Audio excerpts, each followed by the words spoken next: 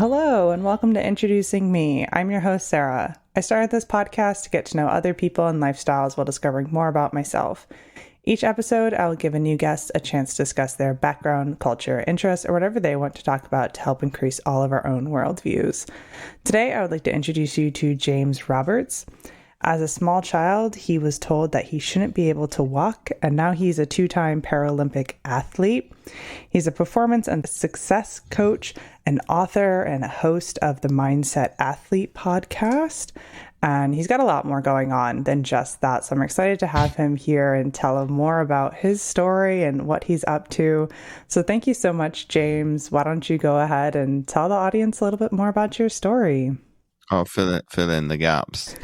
Well, obviously what Sarah didn't mention is both my parents were in the armed forces. So my dad's a retired member of the US Air Force, even though I don't sound like it. I'm actually half American. And then my mother is a retired native civilian. So I'm not surprised that obviously the route that I took in terms of the prowess with the sport, because for me that was one way to honor my country.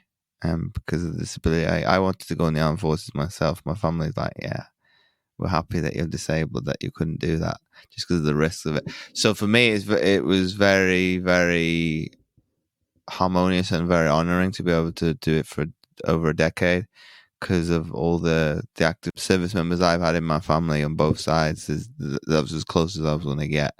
So I resided overseas for 19 years. So I grew up on a military installation in Belgium. So people ask me what that's like. I've used what an Olympic village is like. It's like, so people that have resided on a base, they know they can get where I'm coming from. It's like a student village on a military base, so you need ID to get on and off. So for me, it's, even though I grew up in another country, it's like another planet as well. So that's pretty much it, me in a nutshell. Obviously I've gone on and done the sport, and then wanted to use books and things like that, and speaking to almost find a purpose, because I was trying to find something that was on song with the sport. I don't think I'll ever be able to match it. I had a naive perspective, I think, when I did my TEDx and did all the books that I published. I can't really relive that life, but I can do it in a different way. Right. So can you take us kind of through how you got into sports and your athletic journey to kind of this now after point as well? So if we go back to, I'd have been about 8 when I first took sport up, and most people don't know this about me. I actually did martial arts to start off with first. So I did karate at 8. Never got above a white belt, but I thought, because I was a naughty kid and didn't want to behave, and was a bit petulant. That's not true. It's actually the second sensei I had, he wasn't very adaptive to me having a disability, whereas the first one was. So that didn't last very long. I then did 10-pin bowling, which is pretty massive in the US. That I did in part of, so if I get this right, the Youth Amateur Bowling Association, so YABA, from the age of 10 till I was 13. So did a lot of competitions in Europe at youth level, and then as a junior major, which is obviously teenagers. And then I fell into swimming at 11, because my mum wanted me to do a sport that obviously the disability wasn't such a hindrance, and obviously progressed through that. And then come at 13, I kind of went, I've got to make a choice, because I can't bowl and I can't swim competitively, because they're going to fall on the same day. So I kind of let bowling go to one side, and then obviously progressed through swimming. By the time I was 15, 16, one of my coaches at practice came over to me. I don't know why. I need to ask them why. What's your thoughts about doing disability sport? So I'd been doing able-bodied sport from the age of, well, pretty much my entire life, but in swimming from 11 till 16, I just didn't think anything of it. And my perspective towards Paralympic sport was very negative. It didn't get the exposure that obviously the word means of parallel to the Olympics until probably London, and it's gone from there in this country. And that's my second game, so we're only talking about 10 years ago. So I'll rewind back to that conversation with the coach. I didn't know what to say. I was very polite, be very respectful. I was, okay, that's your opinion. And then I bring it up to time because my mum still gets annoyed about it 20 years later. But in terms of, I think once we let the dust settle, we took on board, and then pretty much within, I think a few months later, I went to a disabled club in Fleurus, that's just outside of Liège in Belgium. Went to practice as normal as I would do with my club in the able-bodied. Did the practice. Unbeknownst to me, my mother was poolside with their management, and she said that when we got back in the car, their eyes lit up. It's like they hit the jackpot. And obviously, I'll give people a little bit of context. Of the three better swimmers in that program, myself included, we all went to the Paralympics. So they probably went, oh gosh, what have we done to get all these athletes at one point at one particular time? From that, and then from there progressed. Did national champs, won loads of medals my first year, so that obviously helped to want to persevere and keep going. And then my mother went out of her way that summer, and we came back over to the UK to watch the Commonwealth Games, which is the equivalent of the Pan Am Games for the Commonwealth countries. So I was a spectator, and my mum went out of her way to go down to the bottom of the bleachers, shout over the balcony, "Is there anybody there from the Welsh delegation?" I didn't know where to hide. I was just mortified. But from that, she then got in contact with British Swimming. The person that she obviously got in touch with was head of British Swimming within the disabled side. He's now the top honcho within Paralympic GB. So he rang her back. "Oh, I've seen that you've been trying to get hold of me. Tell me more about James." And then within the space of 12 months, I was in our national program or development team. So it was a very, very quick meteoric rush. So literally from a conversation at 16, I was in the national program the year later. And so what was your schooling like, kind of going alongside of now national swimming and doing these competitions? In what way do you mean, Sarah? Like, so I don't take the question out of context. So were you like still attending school while doing all of this and doing? I was being 16, about sophomore in high school. So yeah, still, but because I was in a Department of Defense school, so athletics and academics go pretty much hand in hand. So it's, you got to go away for either representing the high school or representing, obviously in my case, even higher. You do your due diligence. Oh, I'm going to be away for this period of time. I need to get the work. So yeah, I ended up with I believe, if my memory serves me right, 3.2 grade point average. So I did pretty well in schooling, even though my mom and dad probably would have liked me to be an honor student. I didn't want to be. So I was focusing on succeeding in the sport. Is it a regret now as an adult? Maybe like a little bit. As maybe I could have maybe pushed myself a little bit harder in the classroom, because I was more than capable of being 3.5 or above. any higher, like valedictorian or salutatorian. No, thank you. I didn't want to be that studious.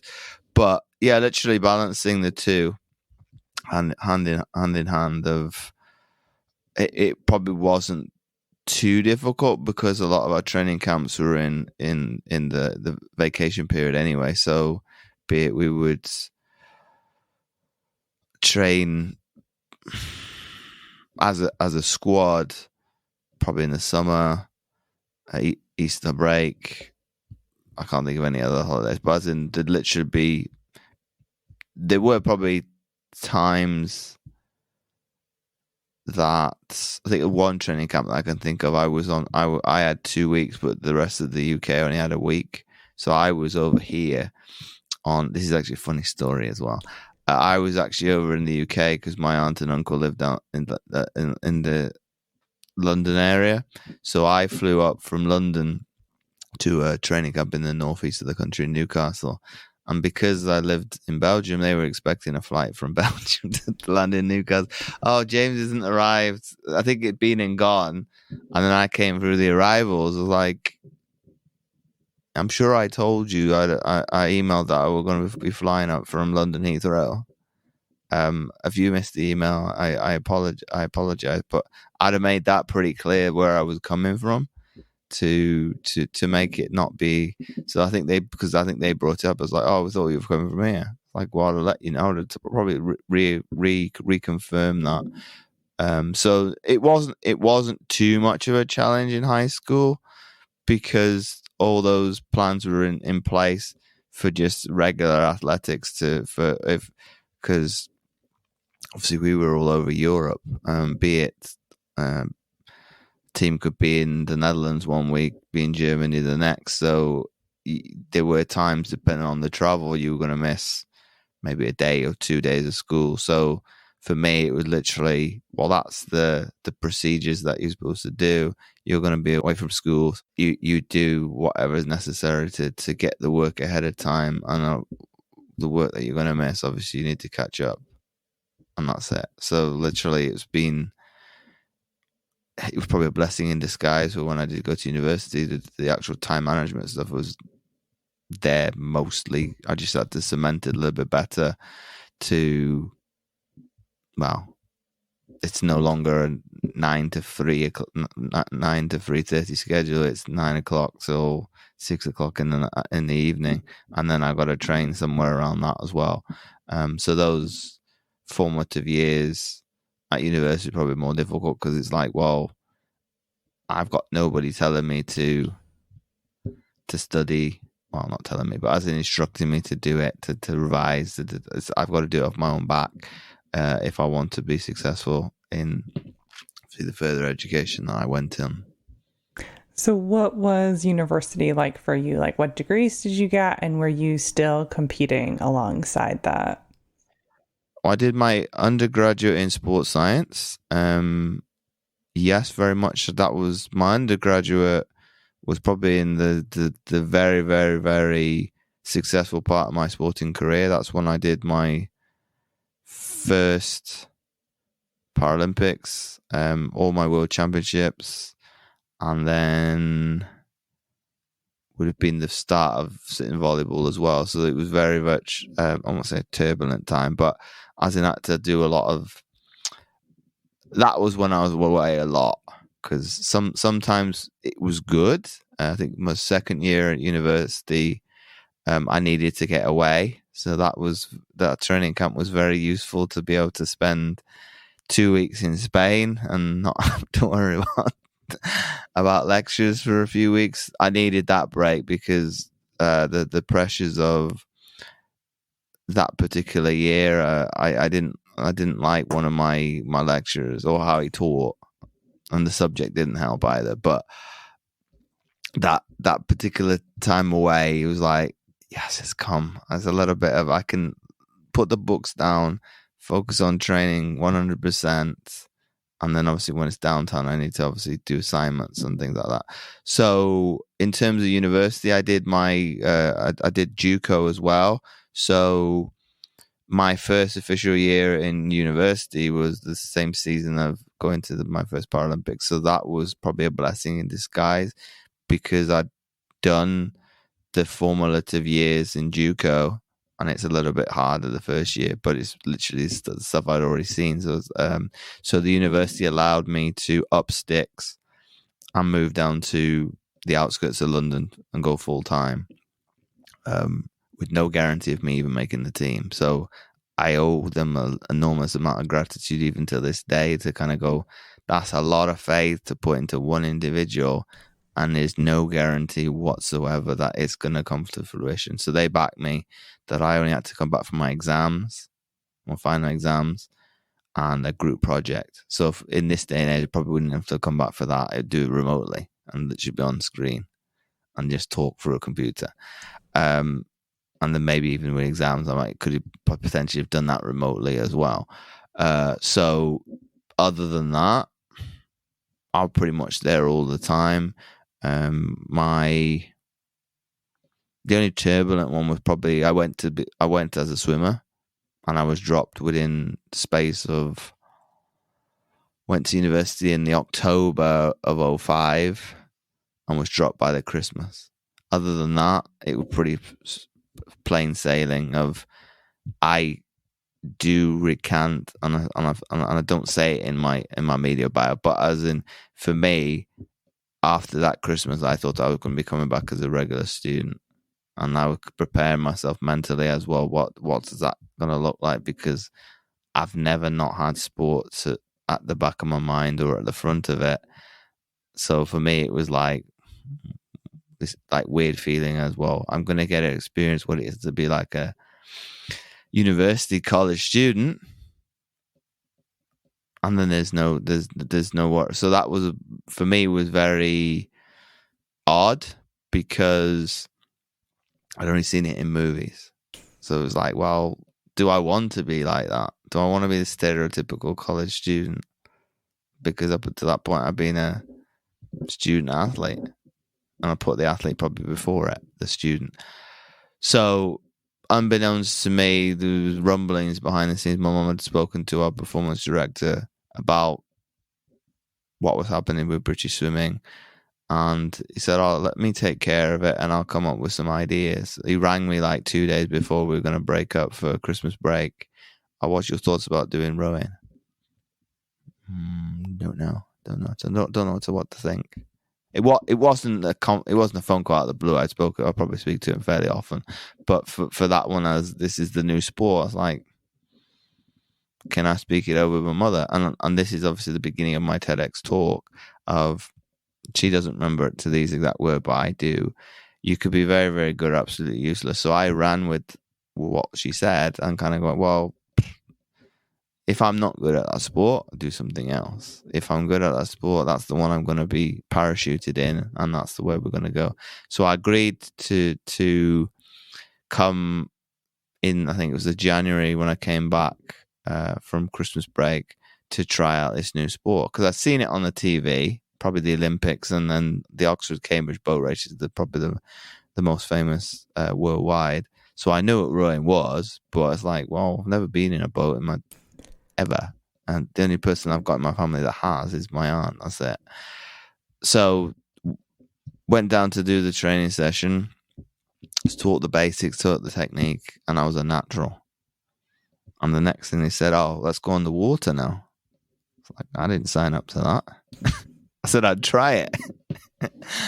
I did cave a little bit and kind of went, okay, I'll give it a go. But what I was worried about was falling in the river, or going into the capsizing in the river, and I've done it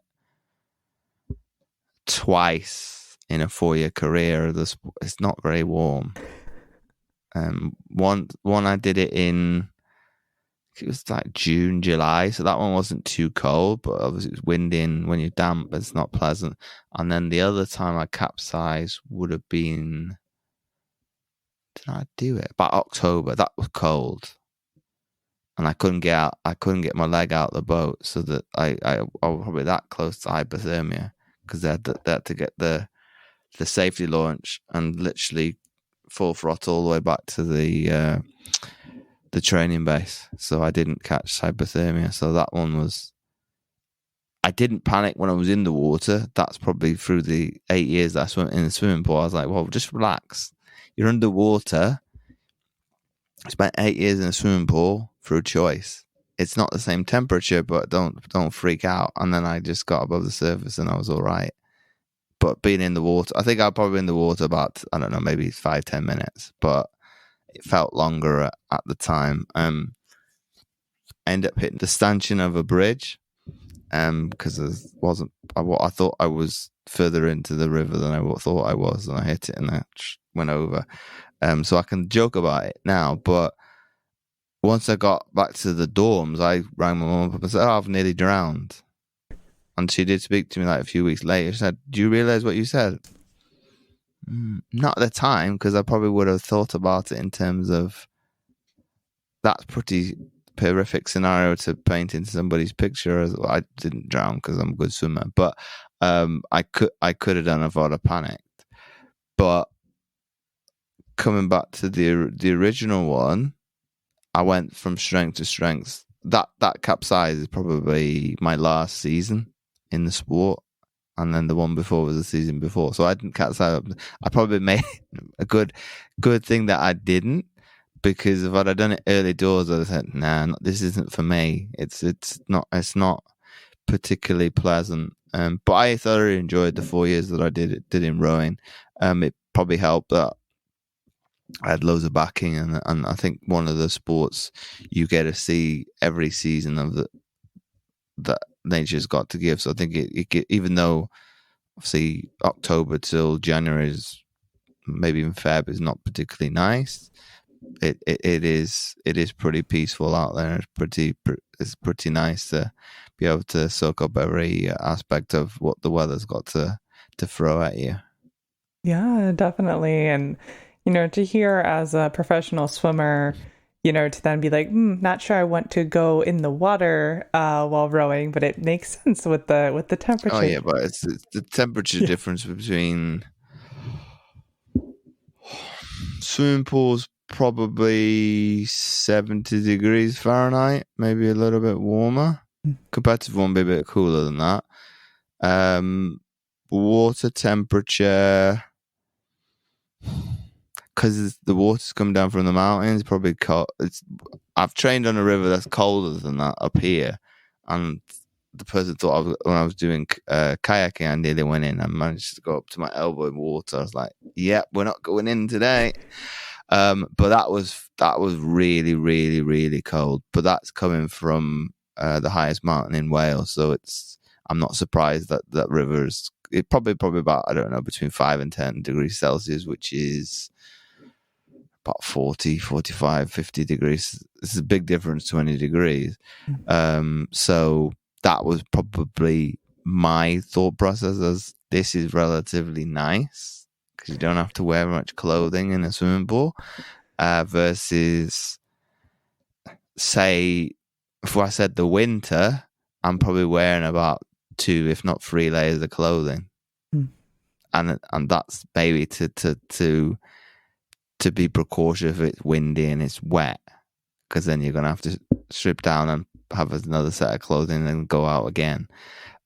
So I was probably made of hard stuff then, because I don't like it when it's cold and cold, wet and windy now, and I would choose not to go outside at all if I had the choice. So that was probably my mindset. But I think now, because I've done cold immersion therapy, cold showers, and ice baths, 40 degrees Celsius is not that cold. I've been in colder.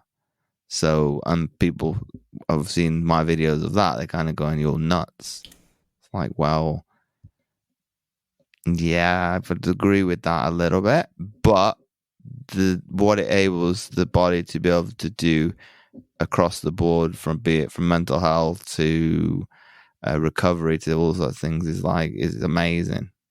It's just your mental thing. You got to come at it with. It's not going to be pleasant, but it's only unpleasant at the beginning. And I've done it that I can let the shower run now. I used to hate it when it was cold. It's like, oh, it's not that bad. Let's do the arms. If I'm feeling really courageous, I'll put my head under it. But if you rewind back to the good old days of swimming, no chance. Let's heat this thing up, get under the hot shower, and then away we go. So the mindset shift is completely different, but that's probably because we are conditioned that way to kind of seek out comfort. So there are coaches I know that are not nuttier than that. They'll go in. I know one particular one. He goes into. I think he went into. I think it was Lake Michigan, and that was in January. So that's really, really, really, really cold. But if you're doing it over and over a long period of time, it wouldn't be a big deal because it'd be the only factor that's going to make it cold is the air temperature. And people forget that. It's not actually the water temperature, because I talked to somebody recently about it. Like, why would you go in the sea? It's like the sea's probably changed at most 3 to 5 degrees. That's it. It's the air temperature that's making it cold. So thus, if you can get over the air temperature, the sea probably be the same color. Okay, you don't particularly want to come out pink. I understand that, but the benefits are probably about even, depending on the person. I didn't want to do it when I first did it. I was like, why are you? And we joke sometimes about why are you guys doing this? It's not a thing to be doing, but be it the benefit that it gives to the blood supply, your way of being able to cope with different things in terms of, okay, in grand scheme of things, cold water is nothing.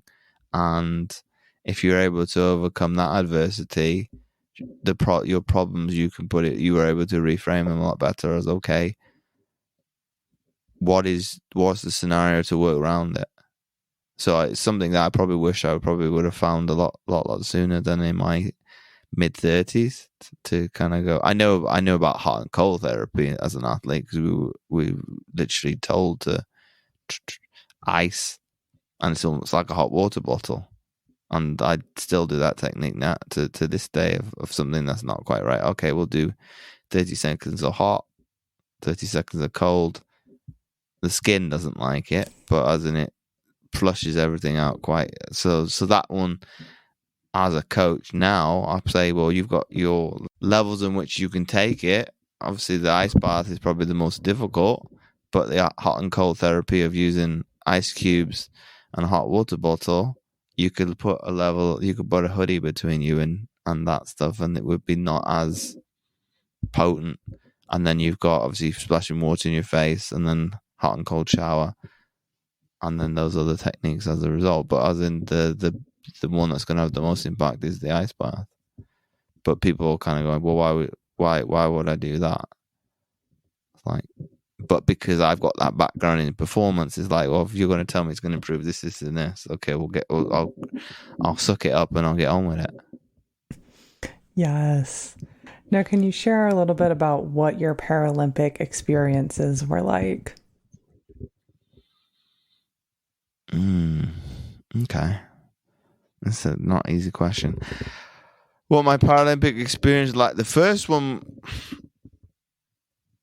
in theory, I shouldn't have been selected because I didn't turn up for trials. I don't mean literally. I mean, I was there, but I had almost like an out-of-body experience that I didn't turn up. Literally, it was like somebody else had taken my place, because people were shocked. They're like, what's this? It's not James. Because it was an awful performance. That the other person beat me, and they were going to go with their decision. Whereas the 2 seasons before for World Champs that I'd already beat, I never lost.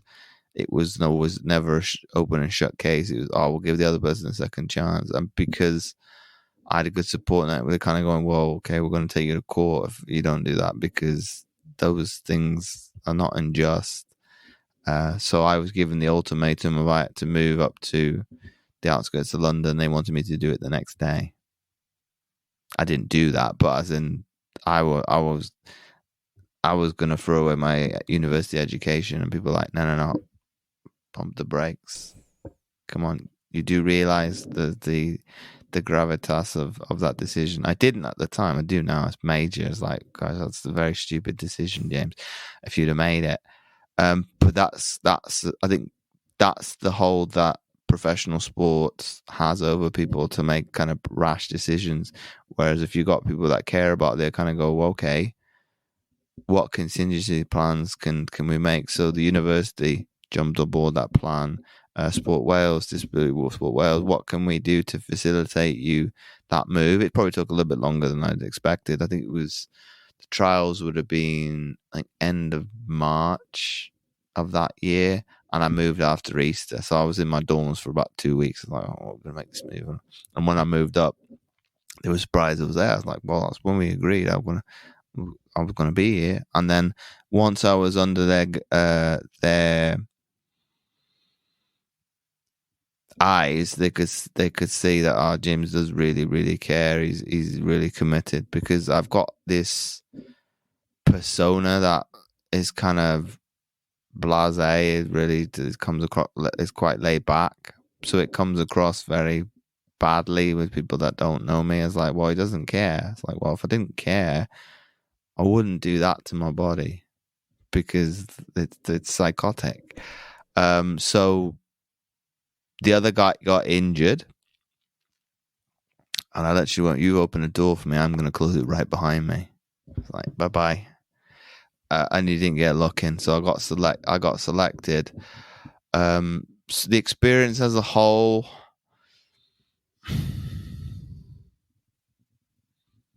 I think the run-up was pretty good.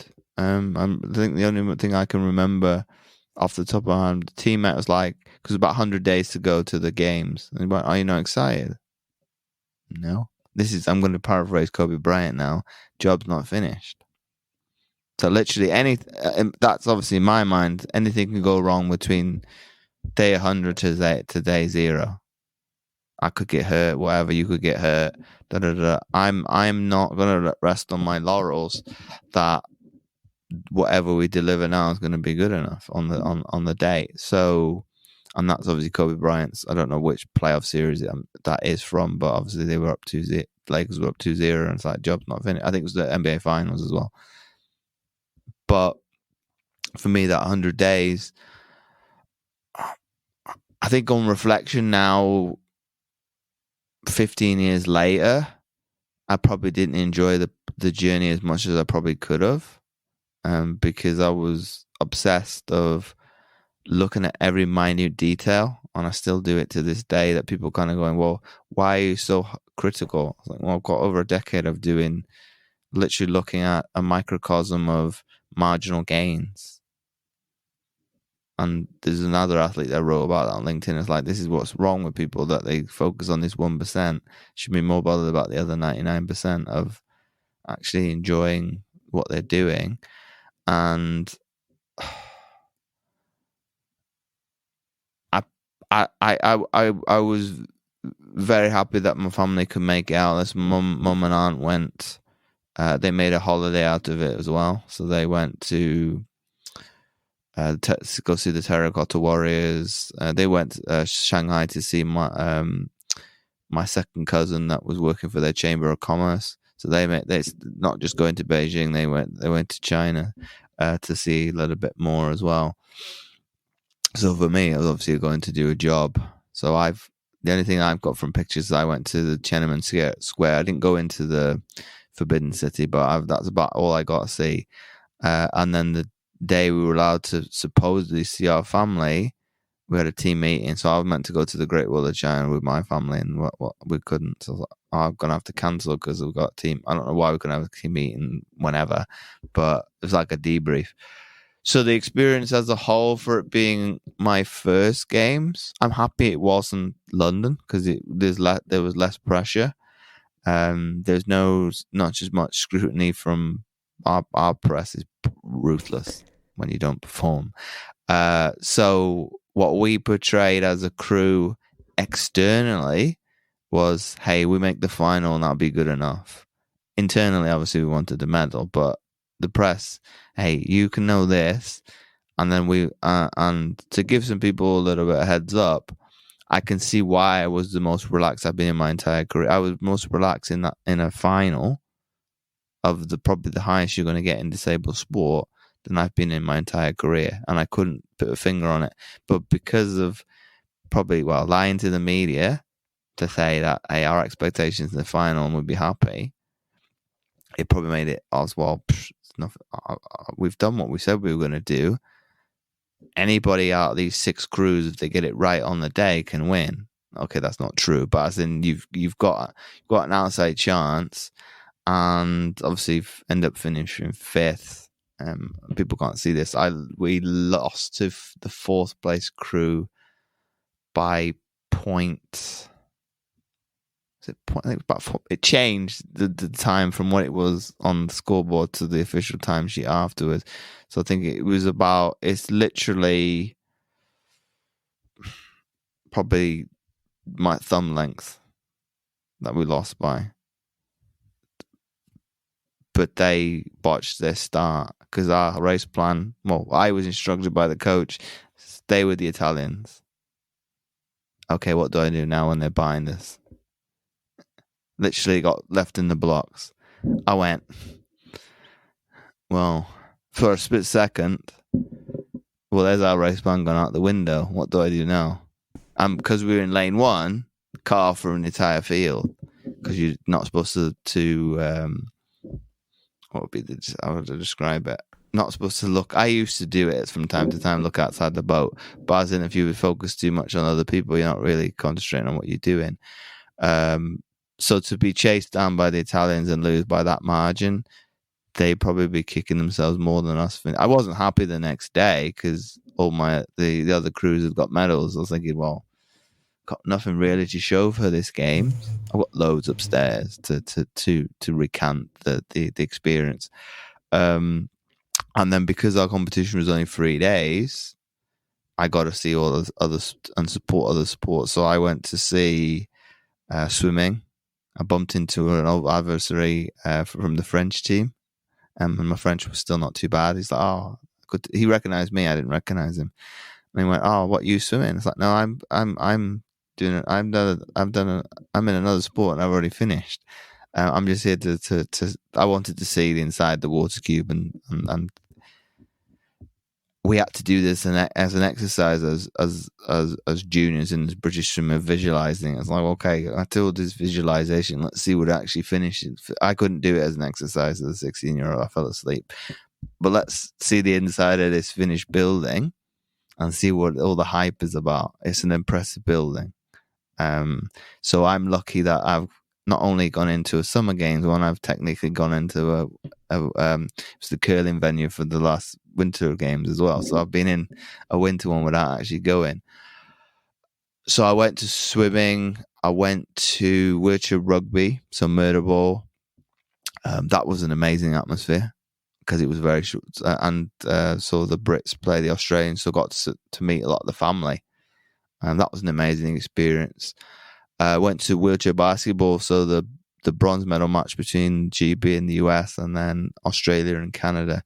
And considering I play the sport now, to have seen it the top of the sport, the pinnacle, so I know a lot of the athletes.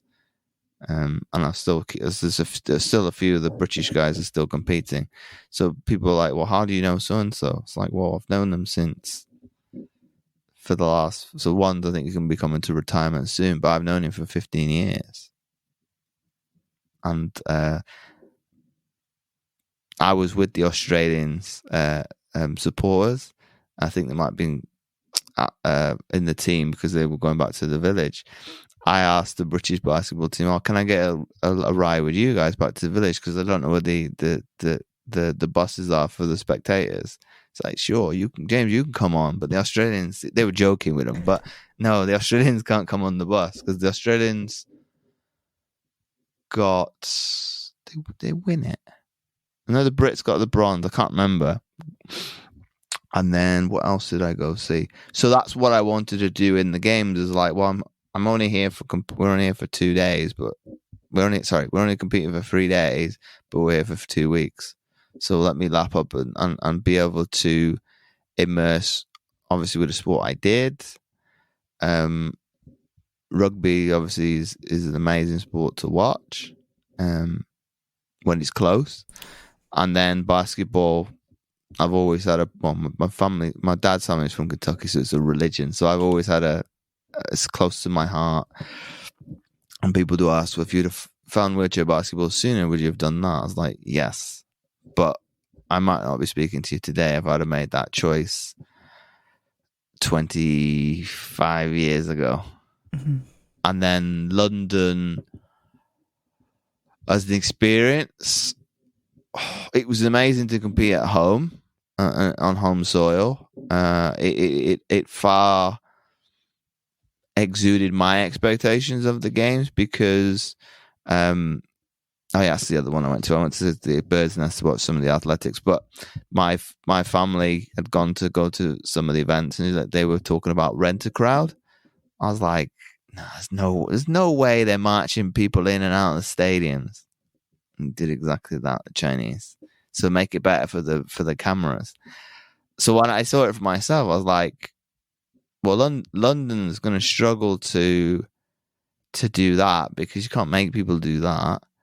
So people want to go to the Olympics, but they won't want to go to the Paralympics because that's been the struggle for probably decades of getting the people to come to events. And unbeknownst to me, because I had friends, people I went to university with, are like, "Oh, James, I can't get tickets." Seriously, you can't get tickets? Because I was joking with media. It's like, yeah, whatever. It's going to be so easy to get tickets. There's not going to be any black market stuff. But so if you didn't know anybody that was competing and you hadn't got a ticket up until that point, you weren't going to get one. It was like the hottest ticket in town. So I think because people hadn't got Olympic tickets, they're kind of gone, that 2-week build up between one game's finished and another one started, people were like, oh, we want more of this. And one of our TV networks, they ran a promotional and marketing campaign. As I can't remember what it is. I've got it somewhere because I screenshot it and I saved it. Like the thanks for the warm up act. Now, so it's like almost like total disrespect to the Olympics. As yeah. Now the real show is going to start. I can't remember, but it was like very tongue in cheek. I was like, okay, this thing's going to do, and we know because I'd been in a team of the British Olympic team did okay in Beijing, but the Paralympics can do it literally in like the first week of whatever they medal tally. So I joke around with people. I was like, well, if you think the Olympic total is something to be proud of, tune into the Paralympics and they're going to probably double it. It's going to get more and more difficult as other nations, but for me at home, for more so my cousin that's born on the same day to me as me, I think I'm about a few hours older. She got to see me compete. So a lot more of my family and friends got us. I had people I went to university that were volunteers, and they were like, "Oh, James, you compete? Oh, you're doing that." I didn't have an opportunity to actually to stop by and have a chat, but it was, I think, more surreal because I'd got the bug from my first games. Because once it was a closing ceremony, it's like, I'm very sad that it's finishing. But when's the next one? When's the next cycle going to start? So literally, you get 2 months off to rest and recover and have the R&R. I couldn't do it. I'd obviously gone back to university. We competed in September, so I had about. Did I go anywhere? I didn't go anywhere on vacation. Normally, I have a family vacation after a championship. That year I didn't. So once I went back to university, had to go back to training by November. I was like, no, please, can I go back sooner? Because this is killing me. Just waking up, eating, going to class. Can I train? I got injured in the first week. I was back. And then I had to go back, to go do a recovery thing. So they said, James, did you overdo it? I guess I probably did because I went out of first gear because I was too excited to get back. For London, I retired within the year after that. So I'd obviously for me, it was to go and do another games in Rio. Obviously that didn't happen, but that was the plan to. Volleyball got me to London. I was going to jettison that and then go into. I talked about it a little bit earlier of kayaking, and for whatever reason, it didn't agree with me from an anatomy standpoint. I was always getting injured and things like that, and I don't think my head was in the game either at that point, because I to the back end of my volleyball career, I was hating going to practice. I was loathing it. I was like, it should have been probably the most happiest time of my life, but I'd lost perspective on, well, you should be very fortunate that you get to do this as a career. I do now, because it's like people say, what was it like? It's like, well, I've got to travel the globe. So I've been to I've competed literally on almost every continent. I've traveled to a lot of countries, and I got to do something that I enjoy. So for me as a 36-year-old now, it's like, gosh, yeah. I do get from time to time. My aunt has asked me twice in my life. One was, I think, about 2 years ago, and then the other time was about a decade ago. Would I do it all over again? My answer has not changed in those 10 years. Yes, please. Let's do it all again. And obviously I would change a few things and see where the outcome would obviously change by making a slightly different decision. Because I was like, well, that didn't work. Let me try the alternative and see what happens. But for me, I'm excited just even to talk about it. So yeah, if I got to do it all over again, yes, please. We got to start over. Where do I sign? So it's hard to put into words what each games means to me. I think I wouldn't have gone to China if it hadn't been for the Paralympics because of, well, it's not political, but as in there's no excitement or buzz to visit. There's a lot to do in China, but as in I would rather maybe go to Japan. I wanted to go to Tokyo and go to Japan as a spectator, but obviously we couldn't because of the pandemic. That was the game that I was really excited to kind of go, okay, the Japanese do things amazingly. I want to go to that one to see what they can do to deliver. So Japan is more of fascination for me to visit. My mum's actually on a 80-day cruise at the moment, so she's going to get to go to Japan in a couple weeks. So I'm very jealous of not being able to tick off a country first. So I think to have this family support, and because my mum's especially pretty much traveled the length and the breadth of countries to see me compete. So she's seen the highs, the lows, and everything in between. That even my first World Championships in 06, she went, I understand why you're upset, but your aunt and uncle don't know why. So you need to be a bit more compatible. So by the time I rolled around to China and we finished 5th, I was a different person, because my mum went, where's James? Because I literally said, we threw the kitchen sink and it wasn't good enough. Where's James? Because James doesn't normally say things like that. James turned up the next day and we're very, very not happy. But as in on the day, I was like, well, we gave it everything that we could. It wasn't.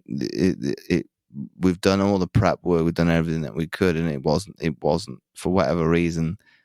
I've got a nod my cap to all the competitors who are better. And for my mum was like, James, you don't normally say things like that. I was like, well, it's the truth. Like I know I've put my best foot forward, and it wasn't good enough. So I'd probably grown up. Was I 22 by that point? So I'd probably grown up a lot to kind of go, I can't throw my toys out the pram because I'm not happy. But I think because I come back down to earth the next day, I was like, well, I'm not happy. And that marks a good sportsman, because he's like, well, you're not happy what you're going to do, but I can't do anything until the next year. And I didn't get to go ride out on a white horse, but we got pretty close. So London was probably a little bit more. There was no chance of a medal, so it was almost I could enjoy it a little bit more, whereas China was very much, you're almost instructed as this is work. We're not here to participate, we're here to win. And I think that's the difference between some of the nations. You can see that as like they're just, I won't say happy to make up the numbers, they enjoy it a little bit more because they're able to go somewhere that's obviously a lot better than maybe some places in Africa and Asia, whereas I think more specifically the Brits and maybe the other English-speaking countries, like, well, it's all business. It's like, well, it's got to be fun as well. Otherwise, there's no point doing it. Definitely. Now, early on, you did mention how when you first got into athletics, you were not playing on a disabled team. So would you briefly just be able to kind of share what your disability, how it affects like your day-to-day life outside of athletics? Okay, so the medical description of it is femoral dysplasia. So I don't have a femur. I've got a small tibia and fibula. So I've got the bottom half of the leg. So I'm going to try to be as descriptive as possible because it's not easy to visualize. So I wear a prosthetic leg or artificial leg to be able to walk. So obviously what you mentioned early doors in the introduction, Sarah, the medical field saying I never got recanted that. That's obviously what was told to my family before I was born, as due to the amount of bones, and I'm missing a lot just beyond those three. It is factually correct, but because I wasn't told that as a kid, it's like, okay, I'm going to learn to crawl. I'm eventually going to figure out. Mum couldn't catch me, and then eventually, I've got a picture somewhere of me with my first leg. My smile is infectious. It's like I'm very proud of being able to stand up for the first time. So that obviously gone from that. So how does it affect me? Well, it doesn't really, because I don't really think about it. I hear obviously other people within the amputee community berating it. I even asked the question months ago of, if you had one word to describe how you felt about your condition, say your amputation, what would it be? The amount of negative words I got from that thing, I was like, wow. It went viral, but I didn't expect it to blow up as it did. I was just curious. But it was good, it was bad. There was no in between. It was literally good or bad. It was a lot better reading the positive comments than the negative. I was like, well, I'm not going to read any more of those because it might make me feel bad. But in terms of me personally, it's given me a lot of resilience. It's given me a lot of determination, lots of discipline, because I could have self-pity as, oh, poor mate. I did as a young kid. I wanted to be able-bodied.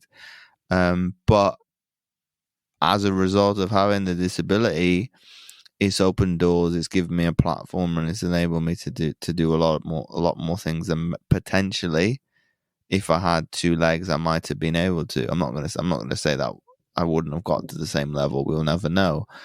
But in terms of it's given me such a platform to kind of go, okay, you've got this adversity factor, adverse situation. So what? But because my family was very, very hard-nosed and stubborn, okay, James got the disability. Let's throw him in the deep end. Let's throw him to the wall, see what happens. And literally, this is how I'll come out. Because, and this is why I get irritated sometimes of people being wrapped up in cotton wool. It's like, well, you're not helping the individual because they're going to be soft. Because if you're not able to deal with a difficult situation, you're going to go to somebody else. Oh, mom, dad, how do I do this? Can you not figure it out by yourself? And you learn through adversity, and you learn through difficulties of, I probably had it maybe easier than I probably could have as I got older, because I had support to kind of go, okay, the situation with potentially not making it my first Paralympics. to making a very rash decision to, okay, I'm going to jeopardize my future to guarantee a short-term future, because there was no guarantee I made the team anyway, because the other person could have still been better than, well, he wasn't better than me. I was lucky that I didn't beat him on that day. And that's not being arrogant, because I literally wiped the floor with him the training camp that we went before the trials. So that's why people were shocked. It's like, well, you've beaten him hands down in literally every test that we've given to you. Yeah, so you shouldn't have really made that decision, because I beat him. Thus, because I didn't turn up for one day because of pressure. That's what it was. That's what, and I've only done it once since. Even in basketball, that I magnified the importance of the game, and then I played crap. I don't do that anymore. I kind of go, well, it doesn't matter. Game is like practice. It just obviously win losses accounted for. Practice you can lose, and it's not a big deal. It's just bragging rights. But I think the disability as a whole has laid the foundations for having that impact to show up all the time. It's like, you don't have to show up 100%.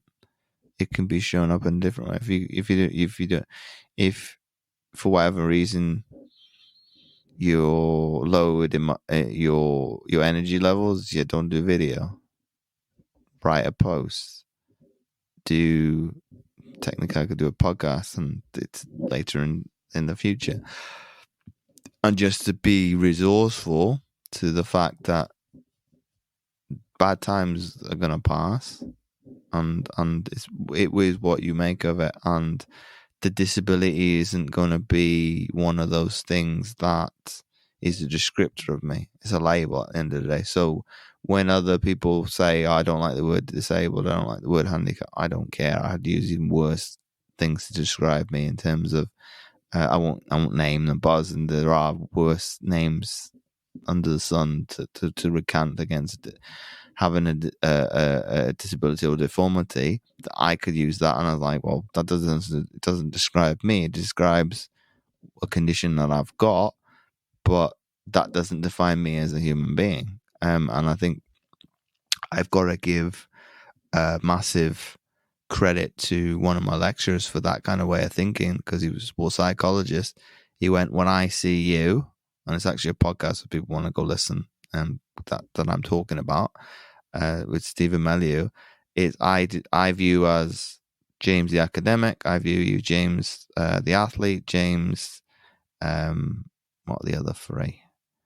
Race, and I can't remember the other two, but literally it was like 3-4 boxes. Whereas I think at that particular moment, I was lost because I was off the back of retiring, and I was like, well, my life has no purpose anymore. It's like, it's literally, I've done everything that I well, almost everything that I set out to. I didn't get the gold medal, but I've done everything, seen everything, got the t-shirt of what is life going to be like now that all that is gone. So almost not giving myself, I think a lot of athletes, they get to that stage of they grieve, and it's like, well, my life's finished. It's like nothing's ever going to be the same as that. And through my podcast of speaking to, I got to sit down with one of my idols from when I was a kid, and he literally said, you're not going to be able to ever replace those heydays. You just can't. You can't have the people chanting in the crowds. I'm still competing, so I've still got some resemblance of that, and I enjoy it. I enjoy every minute of it. Well, maybe not yesterday, but as in some of it. But I was right yesterday, because the team we faced were better than the coach thought they were going to be. It's like, well, I told you so. And we didn't lose, because that's the only positive out of it. But in terms of that, looking at the disability, it doesn't define me. It's just, it makes me unique in a sense of, I'm James, and I'm the only, to my knowledge, I'm the only James Roberts in the world that's an athlete and has a disability. All the other guys, if you were to Google this, because I was curious, they're all professional. I think there's 2 swimmers. One plays Australian rugby league. They're all professional athletes. So thinking, okay, there must be something in the water with those two names for that to happen. That there's 5 of us that have gone into the athletic trade, but in terms of like the definition of the disability, it's not something that's going to hold me back. It's now within my realm in coaching is an advantage, because it's like, okay, well, if you came to me, for example, Sarah, you've got something I can resolve, surely it can't outweigh what I've overcome, can it? I'd never do that, but as in I've got that in my back pocket if I ever had to do it. If somebody came, well, I can't do it. Well, look what I've achieved. So when I get to speak to parents who've got disabled children, I remind them of the fact is, hey, your son or daughter might eclipse far beyond what I've done. And that's saying something, because it's like I've managed to do a lot of amazing things, but your son or daughter might be better than me. So there's no need to worry about them, as let them make the mistakes just as you would unless they were, well, I think this goes for everybody. Let them make the mistakes, and then you're smart enough as a child to kind of go, well, I made that mistake. What can I do differently the next time? And eventually, obviously, you'll get better at something. And if they wanted to be, because I've thought about it when I have kids, it's like, well, how are they going to live with my shadow over their head? And I've got used to it now. It's like, it doesn't matter. If they want to go and be in whatever profession, say artist or whatever, and they hate sport, if you're going to be the best that you can in that discipline, go ahead. I'm going to support you, just like my mum did with me. If it's in sport, it can kind of go, that's the internet. Worst case scenario as a parent, let's see if we can find something negative about me in the press that you could maybe put on your wall. Oh, my dad, there's all these good things. Oh, can we print that one off? Or whatever technology it is in the future. And so I can use that as well. There is a blemish against him. And obviously I talk about it, about the bad times. I'm not scared to be vulnerable, to show some of the weaknesses that I've faced, because I think it's for people listening or people watching, it gives a better actual overview of me as a person, because there's relatability with the flaws. Who's to say that you have no inclination to do the heights that I did? That's fair enough. And I think people are very complimentary of when I go into vulnerability. It's like, oh, I couldn't share that. It's like, well, that's not difficult for me because I've overcome it. It's I'm willing to. In the early days, I was put on this pedestal when I left sports. Like, oh, I can't ever be like you. So I filled the gap with vulnerability. Okay, what do I need to do to make you feel that I'm on the same level playing field as you? I'm quite happy to step off this rostrum or podium that you put me on. I don't want to be there anyway. I'll level the playing field and show you. Not everything, but as in I'm pretty open with a lot of vulnerabilities of, failing academically in school, to being dropped, you name it, I've probably done it. All right. Well, I really appreciate you sharing those vulnerabilities. And at this point, we're going to wrap the episode up. So at the end of all my episodes, I do ask my guests a random question that doesn't have to do with anything we have talked about. So my question for you is, what song can you listen to all day long? Oh, wow. One song. Or maybe an artist. Probably all day long. I'm going to use Spotify because they did something at the turn of Christmas and the New Year last year to summarize what you'd been. I think the top one that I'd listened to the most, I think, was Snoop Dogg, and I was very surprised. But it shows maybe the influence of potentially basketball, because I've got a specific playlist before games that is maybe a little bit more, I would say, term aggressive, because it's obviously to try and stimulate me. So I would go with him, that I probably could listen to all day. I might not necessarily do it in a work fashion, because I don't necessarily want to be angry that what hip hop and rap would generally put people in. So I would have to go with him on a specific artist.